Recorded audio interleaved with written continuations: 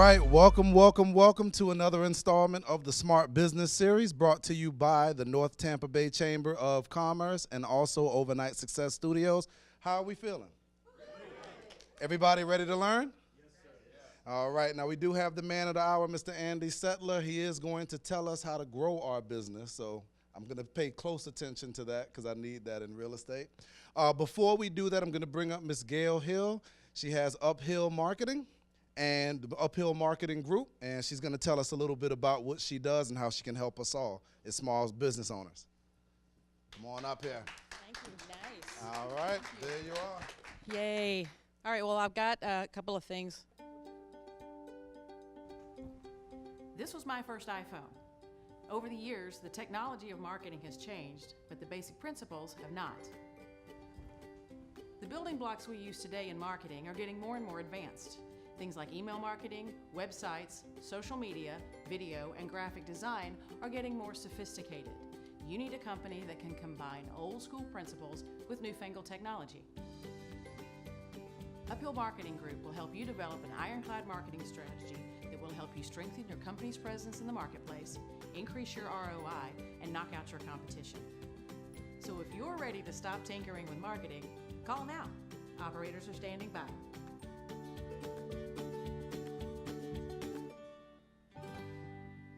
Yay. I love that. That was a collaborative effort between me and somebody else, and it just came out wonderful. And the thing about it that's so wonderful is that my message is my target market is somebody that's a little bit older. I'm 50, and my target market is somebody that's my age or a little bit older, small business, 2 or 3 people in the business. And why I'm speaking to that particular person is because we can relate. And one of the things that they can relate to at that age are the Tinker toys and the toys from back when I was a kid. So I've incorporated that as my branding. I think I'm fun, and the toys are fun, and it makes me a little bit more approachable in the company. So that's one of the reasons that I did that. So you'll see in my branding, and this is one of the things that we do is to help you pull your message through in a couple of ways. We help you do it through the written word, through copywriting. We help you do it through your branding, through the visual. We help you with video, with photography, all the things that you do. So I'm going to show you a couple of things. This is the kind of the process that we go through, and this is a lot of what Andy's going to be talking about today as far as sales is concerned and a sales funnel. This, and you'll see that it's branded with the Tinker Toys and the Viewmaster and all that kind of stuff. We build something together, which is just sort of an introduction to who we are. Discovery is when we come into your office and we sit down with you and we really start to dig in to who you are, who your competition is, and all those sorts of things. And then the game plan is what we build for you afterwards. After the discovery session, here's your marketing strategy, here's your plan. Now, after that part, then, if all you want is a marketing plan, that's fine. If you want us to help you implement that plan, then we're going to send you a proposal. We're going to talk about that proposal. We may do some negotiation. We're going to send you a contract. And then every month after we get finished with that month of stuff, we're going to analyze what we're doing, because a lot of marketing is analyzing over and over what you're doing. So that's kind of what it looks like from us, from a sales funnel. That's not even a sales funnel. I'm sorry. That was wrong. That's not a sales funnel. That's just the process that we go through when we're dealing with new clients. This is the beginning of a sales funnel, and you'll notice again this is branded, but this is something specific. This is called a sales sheet.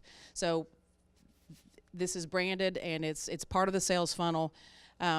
And then our website is also new. It's branded also. So you can, and everything, if you'll look at this, you see the Rock'em Sock'em Robots, and you see the copy that we've written. The copywriting says, look at knock your socks off the customers. Our design team will create kick-butt graphics to webs and stuff like that, whatever it says. And this is also etching out a solid plan. So we're having fun with the words. We're having fun with the toys. We're having fun with the whole thing, but we're sending the consistent message, and we're sending it in a branded way. So that's a lot of what we do: pick up more followers, grab more attention, that kind of thing.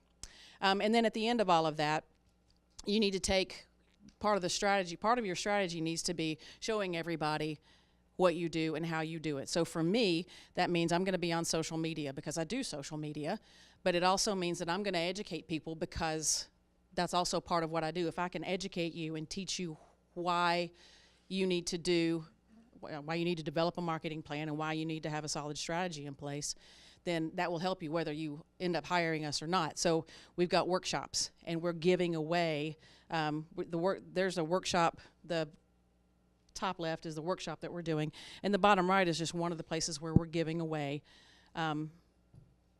what we do, building marketing strategies. So we're trying to give back, but we're trying to show people that we're not afraid of what we do. So we're publicizing ourselves. And on that note, today Andy and I are I'm giving away a marketing strategy package, and Andy's giving away, let me see if I can say this right, a comprehensive sales agility assessment. I remembered that all by myself.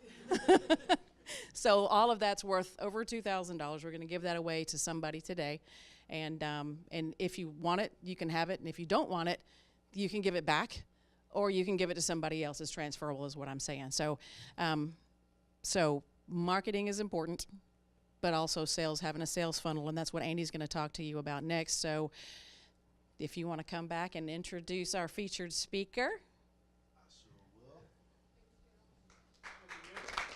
Thank you. A lot of great information, and you can see the value in being marketed by a professional, correct? All right, now, so Gail is the reason I wore this jacket. She's actually an avid Roll Tide Alabama fan, so I figured I'll show her some support, even though I'm a Miami fan.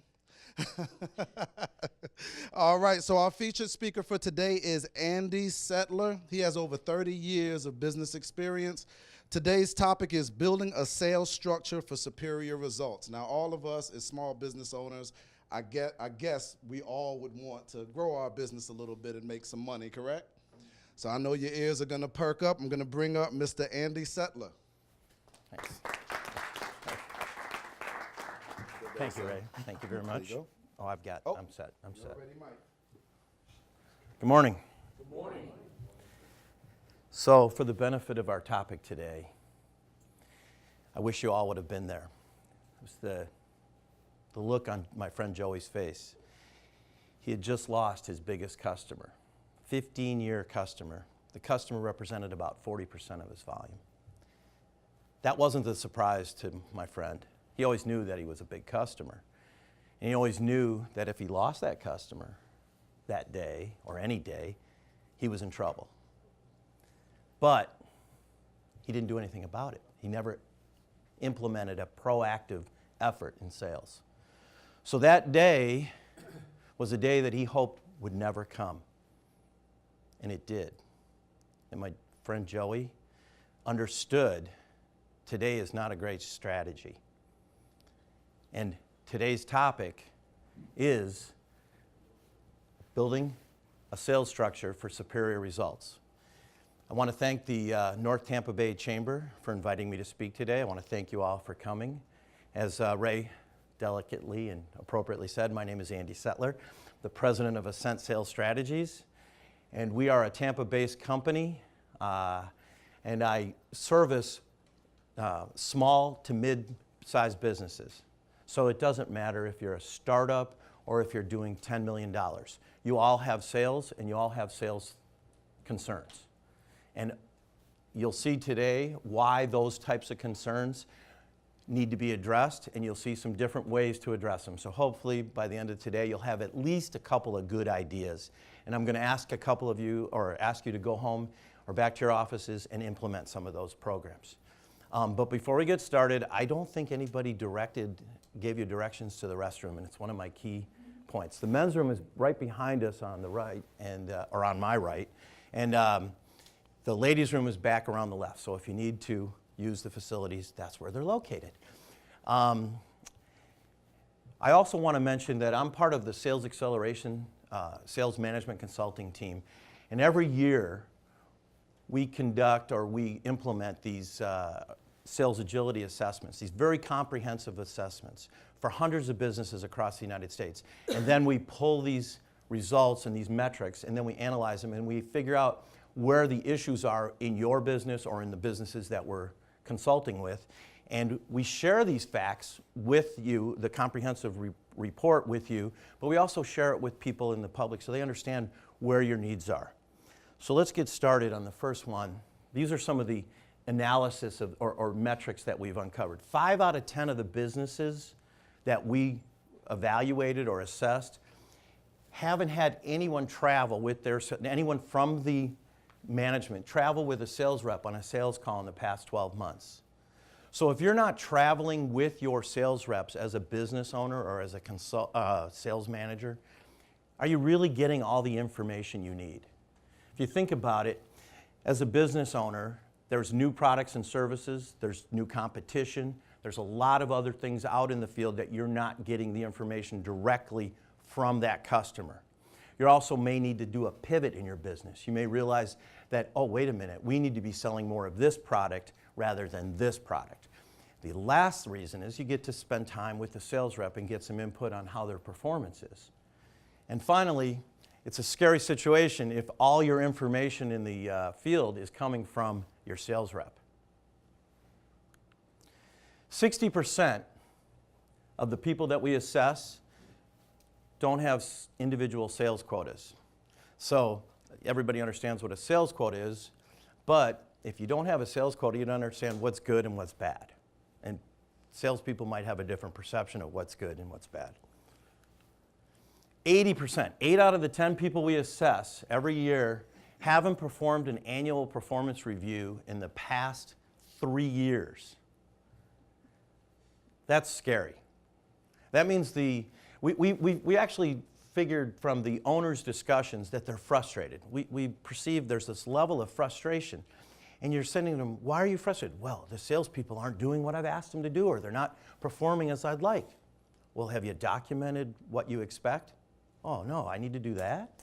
So the situation comes to head where the salesperson finds out that the owner's frustrated, and he goes, I don't understand why the owner's so frustrated.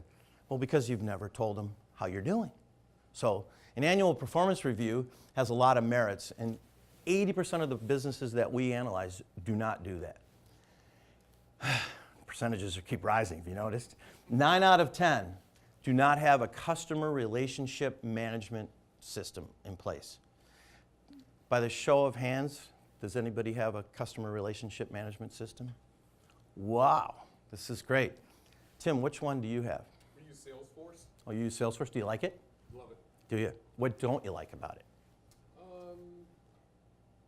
I guess it takes a little bit too long to put the information in sometimes, but we try to streamline that, but it doesn't always Doesn't always work, yeah. Anybody else have a different one than Salesforce? Yes. Wise agent, commercial real estate agent. Oh, okay, so it's more customized to your industry. Yeah, do you like it? I love it. Yeah, you use it every day? I do. Yeah, a lot of benefits. Calendar contacts, easy to deal with. Yeah. Anything you don't like about it? It doesn't address all aspects of the real estate, things you may have to deal with on a daily basis. Some of the details? Yeah. But it is customizable to your business. All right, that's great. Take the time to do it. Yeah. Well, you know, many people that I've worked with, I had to explain what CRM is an acronym for. So this is a very exceptional group, and I'm proud of you. 9 out of 10 of the businesses that we talk to don't have a compensation plan that incents the behavior that the business seeks. So here's a real shocker. Salespeople go where the money is, right, Tim? They don't. Most of the compensation plans that are in place today are based on what the owner thinks the business needs. But the salespeople know that they're going to go where the orders are. And most of the time, the compensation plan is not what we call win-win. And we'll talk about that later because it's a critical piece to building a sales structure that's going to be successful long-term. Whoops. So we've given you some of the metrics. Now there's some things that you've probably heard and you probably want to know. What should you be listening for if you're a business owner or a sales manager? Some of the things that you're going to hear are pretty straightforward, and you'll understand what they are as soon as you see them. And some of them are actually, they're code for something else. And during our discussions, we'll talk about that. My sales have been at the same level for the same year. Everybody knows what a flat line looks like. That's pretty self-explanatory. No code necessary. There's a graph you don't want to see. My sales have been declining. That's something that's what we would call a negative. All of my sales are referrals, no proactive sales. I like the ones that say, hey, you know, all my sales come in, and I want to ask them, what happens when they slow down or they may stop? What are you doing to go out and get more business? And I want to answer the question for them. Oh, you're aggressively waiting to answer the phone? So here's one. I can't find the right salesperson. Well, that's code for I have really high turnover. Too much of my annual revenue comes from a couple of clients. That's the Joey syndrome that we talked about in my friend Joey's business. You know, it doesn't happen overnight either. It starts off slowly, and then, you know, all of a sudden a customer's doing about 25% of your business as a company, and then you do a really good job because you feel that this person's important to your business. And if you keep growing it, you'll get more money. And then they become 40% of your business. And then so on and so forth, it keeps growing. Meanwhile, you're not pursuing the other side of the equation. You're not proactively seeking new business. And that puts you in a very precarious position. The sales team is not following our corporate directives. Well, that's code for you've lost control. They are doing what they want to do. And that's go out and make money where they need to make money. They're going after that. Simple sales rep philosophy. This is my personal favorite. We have a seasoned team. You know, they've been marinating all night, you know, for a couple years, right? We have a seasoned sales team. Well, that's just code for, because you can't say they're old and unwilling to change, so we call them seasoned. And that's something that you address through the different programs that we talked about, or different aspects. I'm uncomfortable with the sales team's activity is another thing we hear on a regular basis, right? Well, that's code for you don't know what their activity is. And you need to have some sort of metrics put in place. Clearly, there's activities out there that a salesperson needs to be addressing. The number of times that they're visiting clients and certain metrics, and then have a way of evaluating those metrics. So, you know, the owner is clearly just not sure of what is a good idea of a sales activity.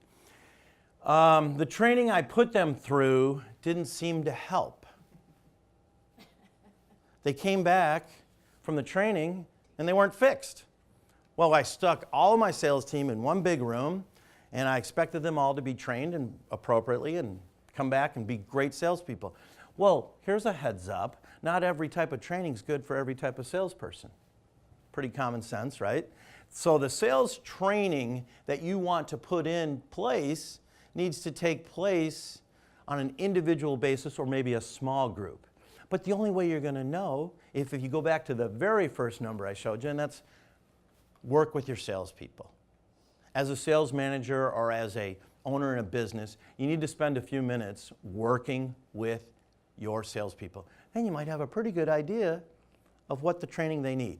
Role-playing is another option to determine what their strengths and weaknesses are. But if you're working with them, you actually see them engaging and interacting with the client. So I've given you what we're listening for, some of the analysis. Why are sales not increasing as planned? We're going to talk about ways that you can, and we're going to get it down to about 10 major points. And we're going to talk about things that you see wrong in a business and then how we correct them. And if everybody here is old enough to remember the old David Letterman show where he did the top 10 reasons and then he'd go down in order of importance, we're going to follow that same pattern. Number 10, no weekly sales meetings. In today's environment, there is no excuse for not having weekly sales meetings, because if you run a business or you're running a company and you have people in geographic locations that are not necessarily close by, they have these really great inventions called Skype and Zoom and a few other things. So there's no excuse to not have a weekly sales meeting with your team. no matter what. And if you are a salesperson or a sales manager, you should be demanding it with your group or with your team. Because it's a way to communicate and know and stay in the know. What's going on? And then each member's got to be there every week attending. And I wouldn't have them more than 30 to 60 minutes. It's that optimal time frame. And you keep the same cadence every week. You want to have the same expectations, and you want to expect that every single salesperson isn't just dialing in from the golf course. You want them to come prepared to talk. Do some random calling, on, hey, excuse me, Tim, what's up with that new customer up in Wesley Chapel? Those are the types of things that have to take place. And then, after the group meetings, there should be, during the course of a week, a one-on-one session with every salesperson, time permitting. If it's a large sales force, it may be once every 2 weeks. But one-on-one sales meetings give you a chance to coach that salesperson to be more successful instead of doing more of the compliance. If there's a compliance factor and the sales reps' metrics aren't up to speed to where you want them, then you might want to start implementing a performance improvement plan, which we'll talk about. We just mentioned sales training. Number 9, ineffective sales training. You need to travel with the reps. You need to be out in the field at some point to determine their level of competency. And then also, when we talked about customizing their training needs. There's a lot of great tools out there, and there's a lot of good outlets to give individual people their type of sales training. Everybody's different. You can look at a guy or a person, a man or a woman, and they sit back and they seem like the real quiet type, and you're wondering, he's at the top of the charts or she's at the top of the sales charts. Why? Because they understand what they need to do to close the business. They've been properly trained. Number 8 in our top 10 list, no annual performance reviews. We talked about it briefly. I think it was 80% of the companies do not perform an annual performance review. So here's what I'm going to ask everybody here to do if they have people who work for them or if they have a boss who's not as proactive involved in your growth. Ask them to start and writing down July 1st annual performance reviews. Even if you only have one person working for you, get in the habit of doing this. And then review what expectations you have for them to accomplish on an annual basis, and then evaluate how they're doing quarterly. If you review those things, there's less chance of a surprise. And there's more likelihood that the reviews and the relationship are going to get you greater results. If you're not reviewing your employees, what are you paying them to do? Just perform and not evaluate it?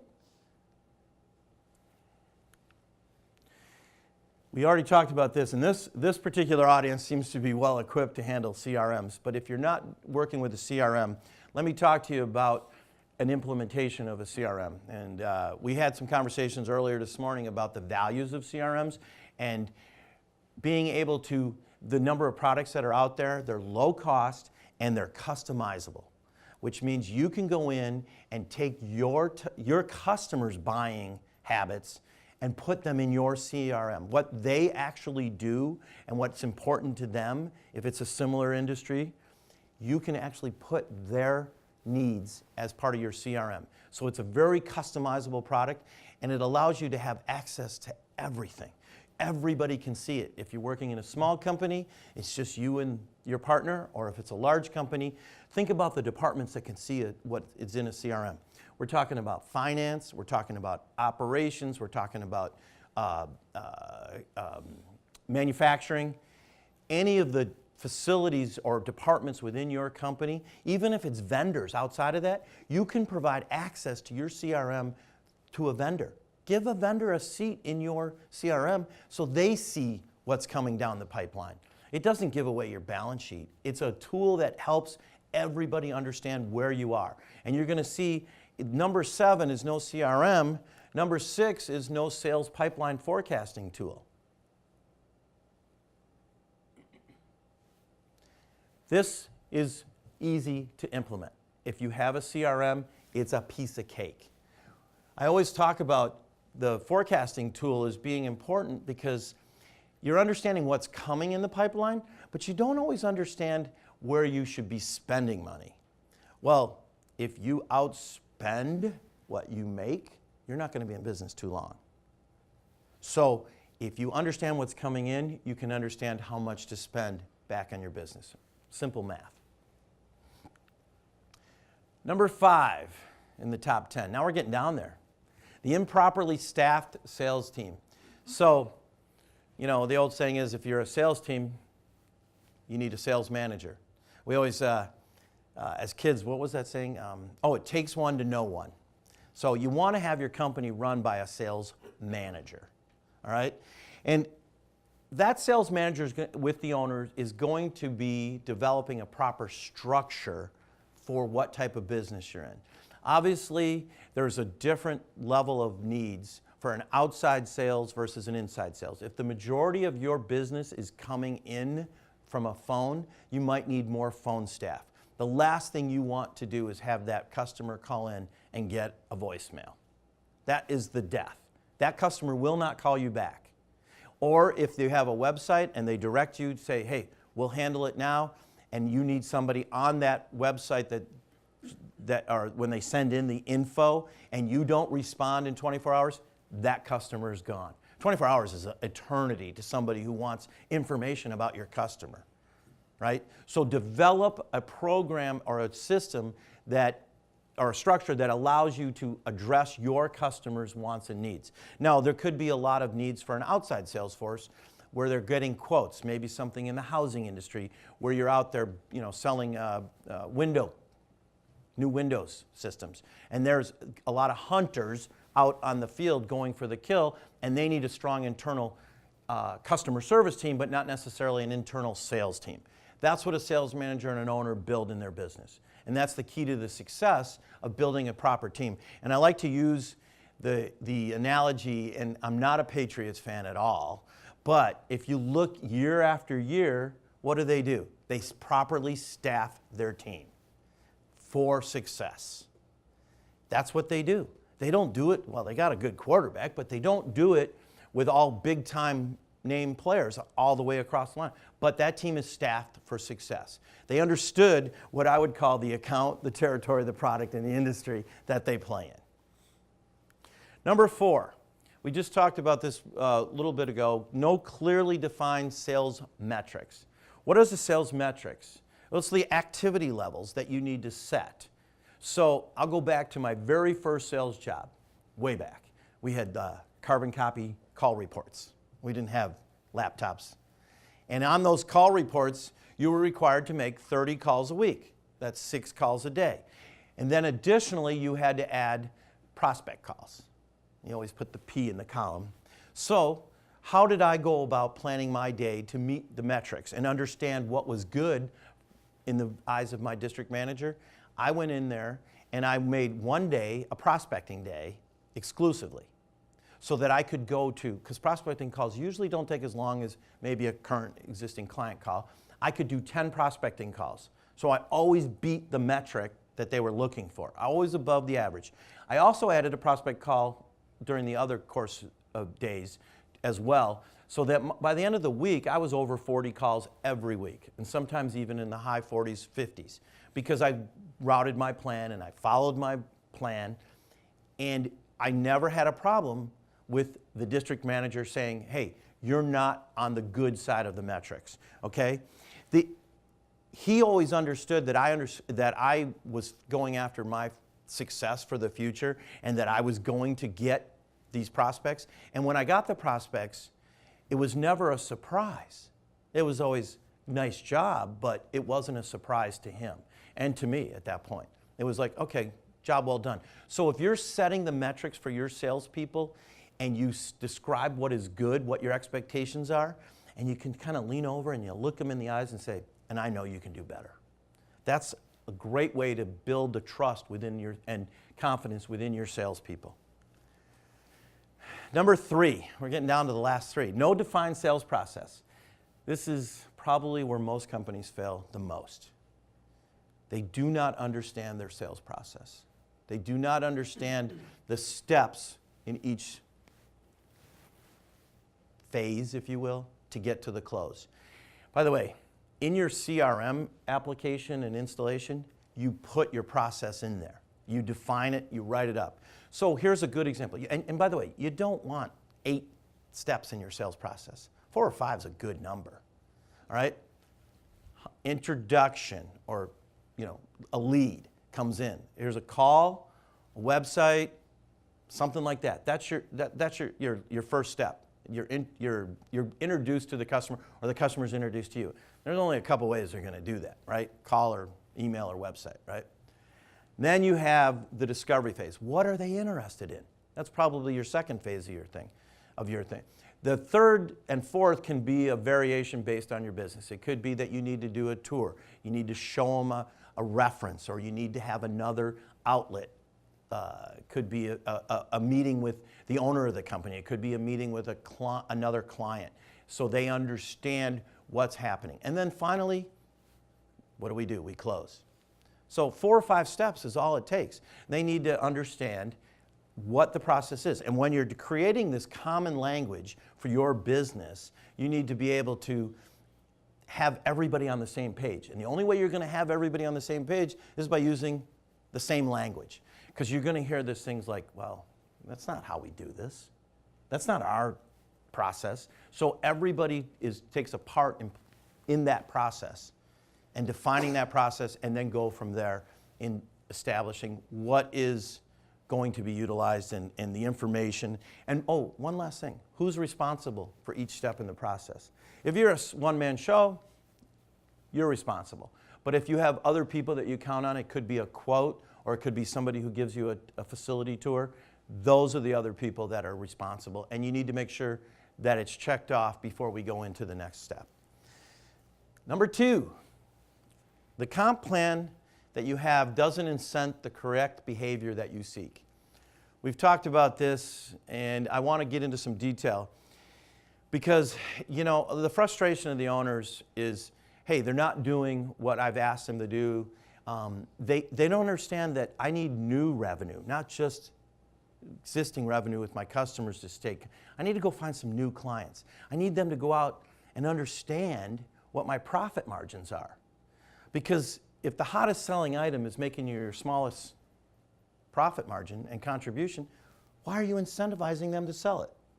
Well, here's a tip. Again, the salespeople went where the money is. They go where they can make the most money. They're not that worried about your contribution margin, because you know what? There's somebody out there who's going to offer them a job if you aren't happy with them. As far as a compensation program, it's got to be a win-win, as we point out. But when you're building that program and you want them to exploit it, you have to understand that it's also, we win together, but we lose together. So if you're in a sales situation where the company's not doing well, but 2 guys get these large bonus checks, I don't think that's going to sit well with most of the people in the company. So it's got to be a win together, lose together scenario. And one final point on the compensation plan. You recruit better people when they are understanding that you have a compensation plan and it works well and it's designed for the company to be successful. You're going to get a better recruit because of that. There's no doubt in my mind. They understand, like, this guy gets it. He sets up a good plan for our business, and he's got a good product, and we're going to go out and sell it, and we're going to make money together. The number one issue, the number one opportunity, because we've now converted from negativity to positiveness, right? No shared detailed business plan, a sales business plan, all right? Does anybody here ever go on a vacation or a ride without a GPS, someplace they've never been? I mean, you can wander as long as you want, but if you have a vacation planned, you might need a GPS, right? Well, go out there and try and work as a company and sell something without a detailed sales plan. And I'd say you start at the top and you have your company goals. Those are the things that you have to establish first. And then you break it down into, well, okay, what industries are we selling? What types of customers do we have? And what types of products do we have to sell? And then after we get in that level we go to the individual sales rep, and then within the individual sales rep, and this is a unique situation for a lot of people, they find that they have customers that they sell their products to, but they might have more than one buyer within that company or in that customer. So it's important that you break that out, and that that your sales rep and the company understand the relationships and the decision makers within that company. So, I always think of the funniest and most simple one is when woman goes out looking for a house, and the real estate agent doesn't ask, "Are you the decision maker?" I mean, of course, I'm the decision maker. Oh, okay. They're now empowered that person, and that's the first question. Meanwhile, maybe the husband doesn't care, and it's up to her to make that decision, and they've already discussed the budget. But there's a decision maker involved, and that's where, as far as a detailed sales plan, that person got to that detail. That sales rep did. Okay? Now, we've gone through 10 steps. Half of them are process-oriented that you can implement. Half of them are people-oriented. You put them together, you have a better chance of making profit as a company. My name is Andy Settler. I'm the president of Ascent Sales Strategies, as I've said, and we are giving away a comprehensive assessment. That assessment involves some of those metrics. It's a 40-question, lack of a better word, assessment that we can give you, and you'll get results and a score, and you'll see the results from that assessment within less than 48 hours. We will share those with you, and we will lay out a detailed business plan to grow your sales. If you have any questions, I'm open to answering them now about anything that we talked about, and if you want to afterwards as well. Anybody have any questions? I have a Wow. question. Sure. So some of that stuff you were talking about, you're talking about the sales manager and the sales people, but how, if you're a one-man show, would you relate some of those things? If I have to have a weekly sales meeting and if I have to have a weekly sales meeting and I'm by myself, who do I have a sales meeting with? What can I do to find accountability if I'm a one-man show? It's a great question. Excuse me. There's a lot of tools that we talked about. So if you look at the solution on there, the people and the process, the first step for you is the process. You need to understand the process that allows you to be accountable to yourself. That would mean a CRM and understanding your pipeline for what's going on. Having your clients in place on a CRM or some sort of tool that allows you to plan. You don't get there until you start with number one, and that's a detailed sales plan. What does Uphill Marketing want to accomplish beginning July 1st? Who are your prospects? Who are your existing customers? Where do you see your growth coming from? So those are the types of things that you need to have a meeting with yourself.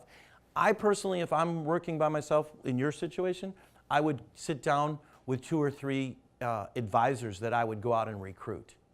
There's nothing wrong with finding somebody in this room or somebody in your network and part of the chamber that wouldn't mind helping you grow your business. So that's where the people part comes in. Because you're by yourself, you don't have access to somebody in the office. But you do have a great set of referral partners in your network. And then they would be able to bounce some of those ideas off you. Any other thoughts or any comments? Sure, Hope. So at the chamber, I don't like to use the word selling chamber membership because it's not a product. It is not a widget. It is a resource for growing your business. So how do I start working through? We don't actively recruit new members to join our chamber. It's a very unique model. But you said something that piqued my interest when I was sitting over here working, where you said, what happens when it starts slowing down? Right. So we do need to plan for that. So with not selling. So one of the things that was in that top 10 was the sales metrics. or your activity levels. So from your perspective, you have what we would call a lot of referral business. But as you know, things can slow down or they can stop. My suggestion to you is define what you would consider an activity that would help grow your business. In a chamber, I would think community involvement is going to bring you the greatest level of awareness. I mean, there's other things, and you're not selling in a community involvement. If you're, if you're sponsoring an activity or a donuts at the playground type, and I'd be careful with that nowadays, but helping moms because some way in the community it's got to come back to hey, the North Tampa Bay Chamber did this for the community. That's an activity. Now, how many of those can you think of? When you leave the office today or go home and write down or sit in your office, give yourself a half a dozen activities that would help your business. And then assign those activities dates to be accomplished. And who's responsible for those activities, Hope. Those are the types of things that get you to the next level. If you're not doing any activities, you're right. Your business will slow down and it could potentially stop. So, yeah, that's probably your best, one of your best. The other thing is, I think awareness grows from word of mouth, when you're involved in the community. I don't think in a chamber that it's a matter of how much media you spend. It's just, again, we talk about marketing, and the best way to use marketing nowadays is to take that sniper out and put the scope on. Don't do a shotgun. So drop the donuts idea and go with something that's very specific to your community's needs. Hopefully that helped. Anybody else got some ideas they want to share? I'm always up for a new idea. Yes. So in real estate, you have team leaders in your organization that kind of instruct, what you should be doing. Yeah. Set some goals. We have the goal of making at least 25 contacts on the phone every day. And to get 25 contacts, you have to make 100 phone calls. So it's a tough nut to crack. But that's where the bread and the butter is. And then being out in the community is certainly a benefit as well. However, if you look at the dynamics of Keller Williams, it's very clear that not a lot of the agents do those things. Very clear, I'm sure. Yeah. Okay. And so, therefore, there's no real benefit from having something like that on as an activity or as something that you're trying to do. So what you talked about accountability, and we're pretty much accountable to ourselves. We have nobody that's looking over our shoulders. We have nobody reporting any kind of sales results, nobody following up on this client, that client. You're pretty much on your own. So it's hard to have accountability when you have a number of different things flying at you. I do Right. commercial, and I also do residential. Right. Because that puts the food on the table on the Right. residential side. Right. But they're both. But they're both. They're similar. They both have issues in accountability. They're things. both client-based. Yep. And I spend a lot of time on the phone with my contact base, which is pretty big based on my past experience as a CPA. That's where that came from. When I call them, I'm on the phone for 15 to 20 minutes, 30 minutes. They want an update. And it's hard to get off the phone to make the next 99 phone calls. I'd love to have something that would be directive that I could really accomplish without having to kill myself. Well, first of all, the team leaders established some goals, as you've documented. And these are literally 25 contacts a day, which translates to maybe possibly 100 phone calls. You go to that first equation, and is that a realistic SMART goal? And we talk about SMART goals, and everybody knows specific, measurable, attainable, realistic, and timely. Maybe that's not a timely goal, or a SMART goal, excuse me. But if it is a metrics that everybody's been assigned, then there's a way to establish what is good and what is bad. And that's why I use the example of, like, I was required to do 30 sales calls a day, or a week, excuse me. And you're required to do 25 contacts. Well, you know what? It would seem obvious to me that in that industry, that's impossible to accomplish it nowadays. So maybe that's not a SMART goal. And that's where you would sit down with team leaders and ownership and evaluate those things. Don't want to get anybody in trouble for reallocating that usage of time, but maybe that's not the smartest use of time. But again, there is a metrics that has to be established for what is establishing new contacts, because you just got sucked up in that time warp with the other clients.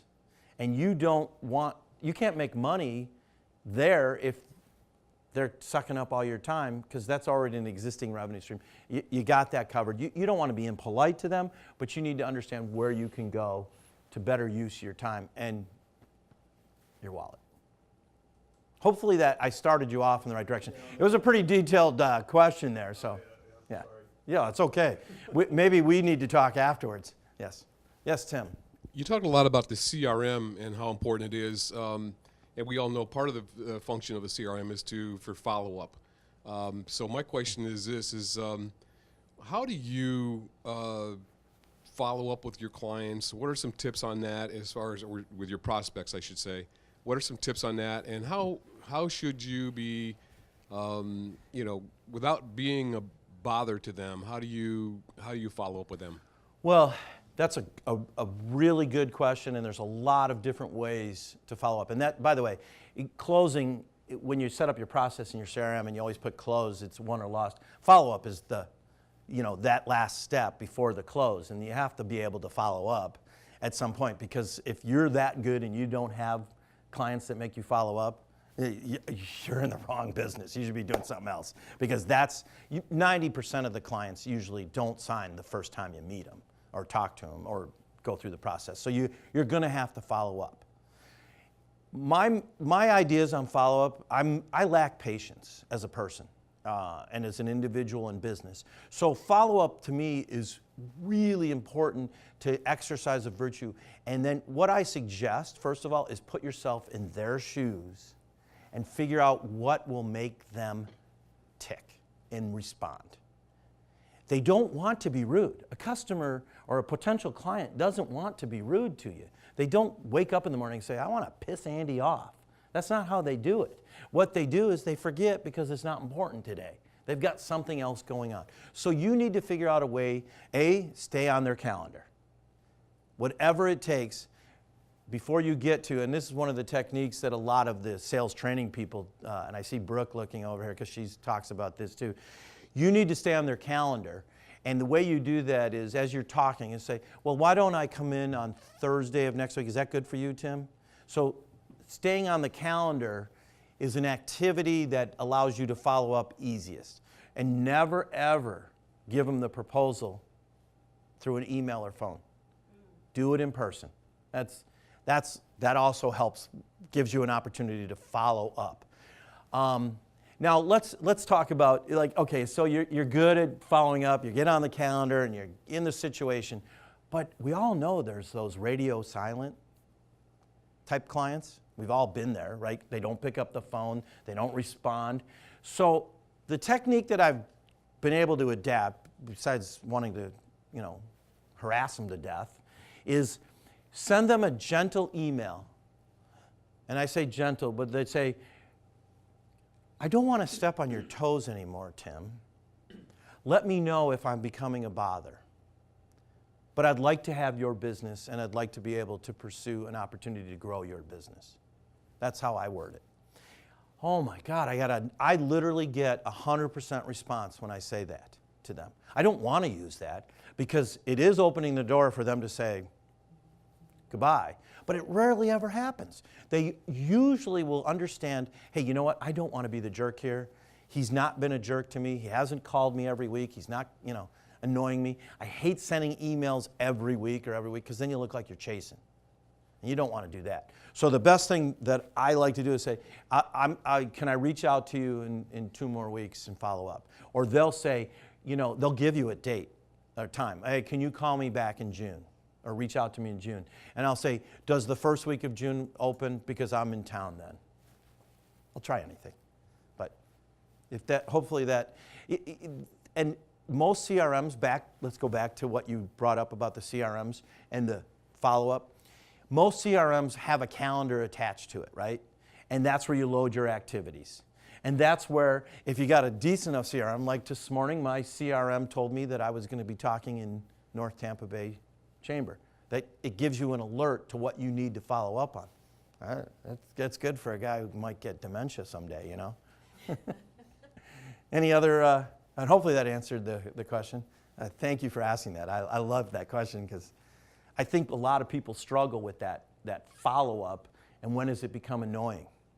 And by the way, for those of you who have assistants or have an automated service, teach them how to be very personable.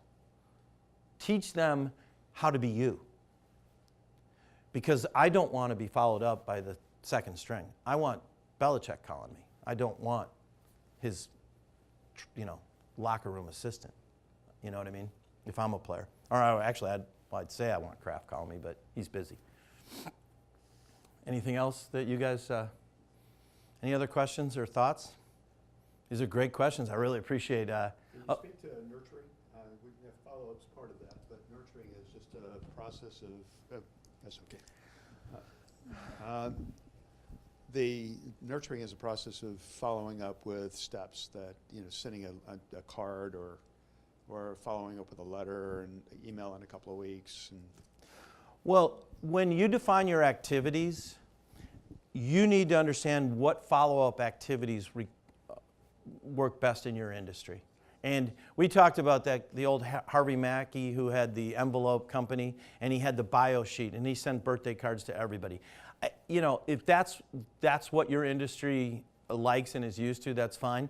I would maybe possibly look at something different to make yourself stand out.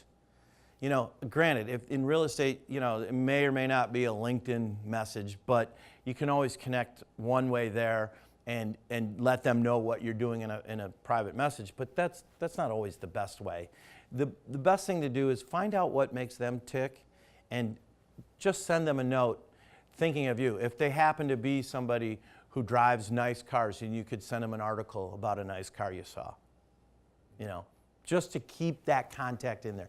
That's what I call nurturing or, farming the relationship versus somebody who's out there hunting just for the kill.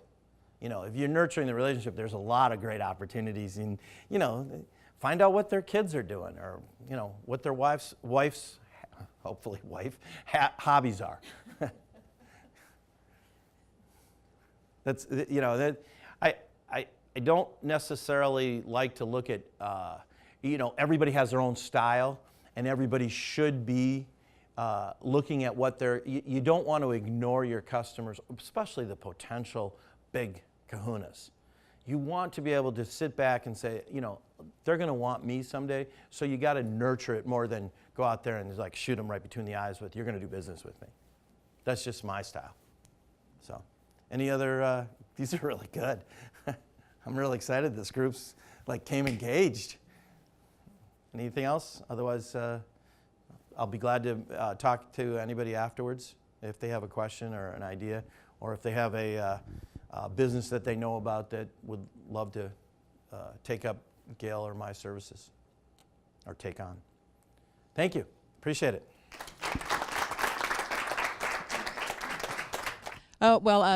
When Andy was talking about the follow-up part of it, I am by myself, and I'm responsible for my sales funnel, and it's like it's almost like dieting. Like, okay, I'm going to do this now. I'm going to only eat cauliflower, and I'm going to eat so much cauliflower I poop white, and I'm going to, that's what I'm going to do. Okay, now it's January. It's the beginning of January, and I'm going to go out there and I'm going to build a sales structure, and I'm going to do this. I'm going to grab myself by the throat, and I'm going to make this happen for myself. So you start your plan, and then it peters out. Andy had contacted me through LinkedIn in December. And we had connected on LinkedIn somehow, and then he waited the appropriate amount of time. He didn't just instantly go into LinkedIn, but he reached out to me through LinkedIn and said, hey, my name's Andy, and this is what I do, and I would be interested in talking to you about, being referral partners or anything like that. And I looked at it and I went, delete. That did. Hey, he's not heard this story yet, by the way. And then the next month, he did it again. So he's saying, stay in front of him, stay in front of him. Be gentle, but stay in front of him.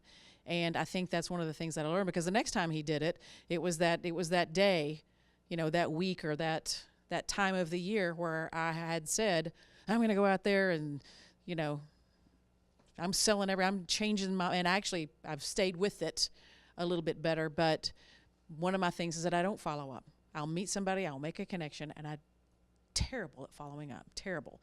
But if you do follow up, sometimes good things happen. And you make relationships and you build stuff with people, and you do nurture. So anyway, so the second time he sent the message, hey, I'd like to get together, and I went, okay, maybe. Sure, dude, I don't know who you are, but sure, we'll do that. And we did, and we sat down, and we had a nice conversation, and now here we are. So there you go. Yeah, Tim Fredericks at Dex Imaging. I'm kind of the product of what Andy was talking about. I'm the salesperson, not the sales manager. But I'm in a sense a sales manager because I have to manage all my clients. So just like all you, if you're individual business owners, Denny Esper back here, Point to Point, he's an individual business owner. He has to manage his clients.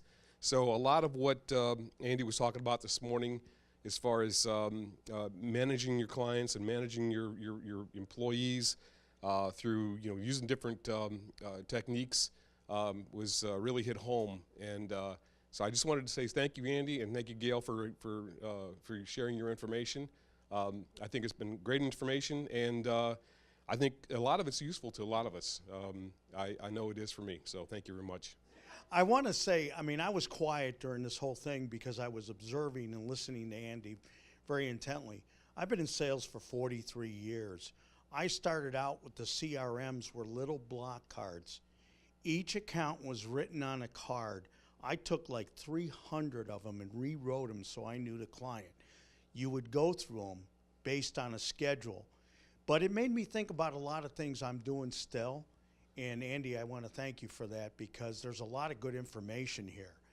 And I even go see my clients, and I consider it a sales call when I deliver to them.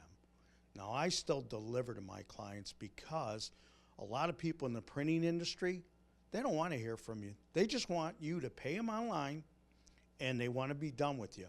I still go see my clients, and that's important. So, Andy, thank you, and Gail, thank you for sponsoring this, and, of course, the Chamber.